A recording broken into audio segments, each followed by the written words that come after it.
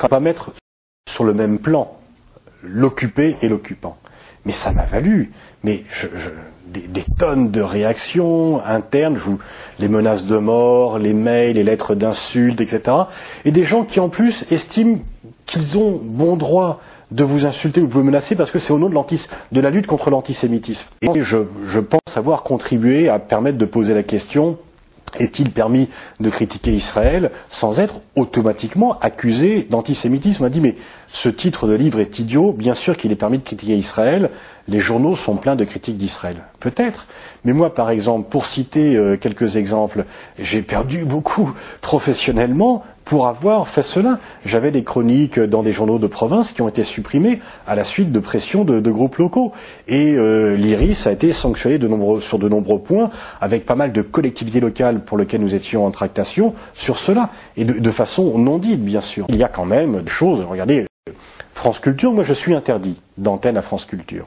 Pourtant, je ne pense pas avoir un accès, un droit, mais je trouve curieux quand même d'être interdit de séjour sur France Culture, pour des questions qui sont évidentes. C'est mes positions qui déplaisent. D'ailleurs, et tous ceux qui avaient des positions un petit peu critiques par rapport au gouvernement israélien ont été au fur et à mesure écartés de France Culture. Dans mon premier livre, Une haine imaginaire, contre-enquête sur le nouvel antisémitisme, j'analysais et je critiquais la façon dont certains en France avaient instrumentalisé et dévoyé la lutte contre l'antisémitisme. Mais je ne l'avais envisagé à l'époque que sous un angle strictement franco-français, en montrant comment cette instrumentalisation permettait d'empêcher et de verrouiller tout débat sérieux, toute critique sérieuse, toute analyse rationnelle du conflit israélo-palestinien. Alors pourquoi j'ai écrit Les Nouveaux Désinformateurs, qui constituent en quelque sorte la suite de Une haine imaginaire? C'est parce que je me suis aperçu que cette instrumentalisation de la lutte contre l'antisémitisme ne constituait en réalité qu'une petite partie, ou qu'une partie petite mais essentielle, d'un ensemble de désinformations plus vastes qui pourrait, et je le dis au conditionnel, qui pourrait presque rentrer dans le cadre d'un plan de désinformation globalisé, voire mondialisé. It's not a religious conflict. That's a Zionist ploy of accusing everybody of being anti-Semitic.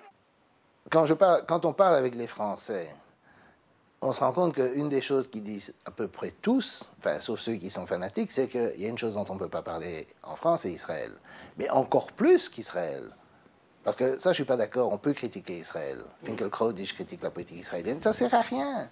Tant qu'on ne s'attaque pas à la force des lobbies, enfin ce qu'on appelle les lobbies aux États-Unis. Prenons les États-Unis.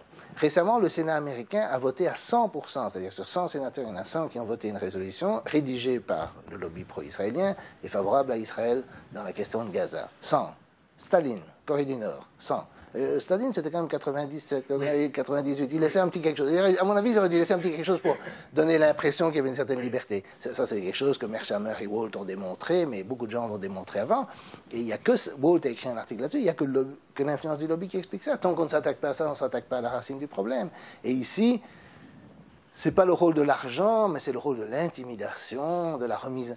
C'est un arc réflexe. Vous avez des articles, vous avez 2-3 types à Sarcelles qui crient des slogans et ça devient une affaire qui est répétée sans arrêt. Et maintenant, on a remplacé le catholicisme par ce que j'appelle la religion, le sionisme, la religion de l'Holocauste, appelez ça comme vous voulez. Séparation du sionisme et de l'État. Parce que comme c'est pas officiellement une religion, on ne le voit pas comme une religion, mais la soumission des dirigeants politiques au CRIF, les biais permanents des médias, les campagnes juridiques, etc., montrent qu'on est face à une situation quasi religieuse. Moi, je trouve qu'on devrait faire j'ai déjà proposé ça à d'autres, on devrait faire le livre noir du sionisme en France, où on fait la liste des attaques physiques, des menaces de mort, des pertes d'emploi, des gens chassés des associations, chassés des partis politiques, etc., sur des bases et des procès. Les procès, je les fais un peu dans la République des censeurs, mais pas de façon exhaustive. Et si on faisait un livre exhaustif là-dessus, ce serait un assez gros livre, peut-être plusieurs, avec tous les dénis. Même Morin, Mermet, Pascal Boniface, toutes sortes de gens qu'on ne peut pas suspecter, que j'ai jamais rien dit sur les Juifs, ils sont parfaitement politiquement corrects, etc., parce qu'ils s'opposent à la politique d'Israël et surtout à la mainmise de cette politique en France. The reason I wrote the book is because I thought that the Nazi Holocaust was being exploited by Israel and its supporters in the United States against the Palestinians and against basic principles of justice. That is, the Nazi Holocaust was being used as a political weapon in order to silence criticism of Israeli policies in the occupied territories. There were also other reasons for writing the book. Obviously, there was a personal reason, namely my parents passed through the Nazi Holocaust. Every member of their families was exterminated during the war, and I felt it was important to accurately represent what happened to them during the Nazi Holocaust. Ce qu'on a trouvé extraordinaire dans ce film, avant tout, c'est découvrir quelque chose que j'ignorais totalement, c'est-à-dire tout un phénomène, le phénomène du sionisme. Parce que nous, on a une vision, on a vu tellement de films sur la Shoah et donc on souffre avec la Shoah et avec tout ce qu'a vécu le peuple juif. Donc pour nous, quand s'est créé l'État d'Israël, on était content avec les Juifs que finalement ils aient un État, etc. Et tout d'un coup, en voyant le film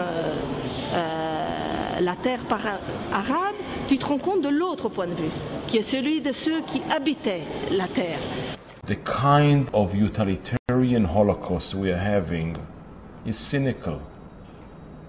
We use it for politics, we use it for strategy, we use it for diplomacy, we use it for economy, we use it for relations between people, we use it for military excuses, we use it for you name it.